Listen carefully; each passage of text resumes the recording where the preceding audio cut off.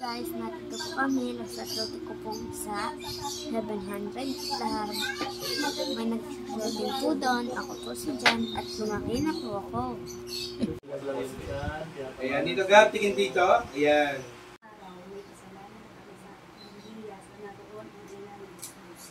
Yan anak, mahal tayo ng Diyos. Kaya magpapakapay ka anak. At lagi mo tatandaan at lagi ka mananalangin sa Diyos. At pinagpapala ang bata ng mabait na naniniwala sa Panginoon. Kaya ikaw anak, sa sinasabi sa Bible na ikaw ay magpapakabuti at lagi mo manghali ang mabuti. Tuloy po ah.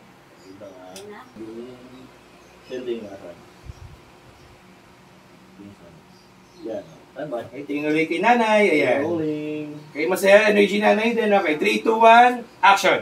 1 verse 2, sapagkat ngayon lamang ang pag-ibig ng Diyos sa sangkalibutan, kaya't hindi niya ang kanyang kaisa-isang anak. Kaya anak, ang sinasabi ng Bible is tayo ay kailangan magpakabuti sa kapwa at ikaw ay makinig mabuting anak at mabuting tao at lagi mong tatandaan na ang Diyos ay lagi na sa atin.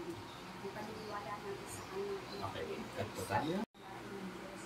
at huwag mong kakalimutan natin magdasal na palagi Okay po tayo. magtrabaho, alam mo naman, kailangan natin maghanap buhay. Kaya, ayan, mag-ano ka, magbalik sa buhay. Ulam yan na ititinda natin yan kasi kailangan natin maghanap buhay. Alam mo naman na mahirap ang buhay para kahit pa paano pa kumakakas sa school. May maibibigay naman ako sa inyong pambabang. Magbalik nga po. Kaya, tulungan mo si mama ha. Sadyang ka lang. Lagi. Ay, ngayon, kailangan natin. Ito, ganito ang gagawin mo. Ito, ibabalot mo, istatali mo. Ano mo, anak, please. Yan, para matulungan mo ka, mahirap ang buhay ngayon. Kailangan natin maghanap buhay. Kasi, para kahit pa paano, may maibigay naman ako sa iyong pabaon-baon. Ang hirap talaga. Ganito yan, ha? Ganito, anak. Ang hirap ng buhay ngayon. Ganito ang gagawin mo, ha? Yan. Tapos, pagtapos mo, ilalagay mo dito.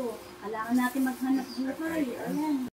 Hello guys! Tapos na po ako sa shooting at traffic po. Ayan po. Traffic po dito. Kasi gawa po ng mga estudyante po ngayon. First day of school. Pero po ako, next Monday pa po. Monday, very good. Namimiss ko na po yung mga classmate ko po. Sana all po yung mga pasok dyan.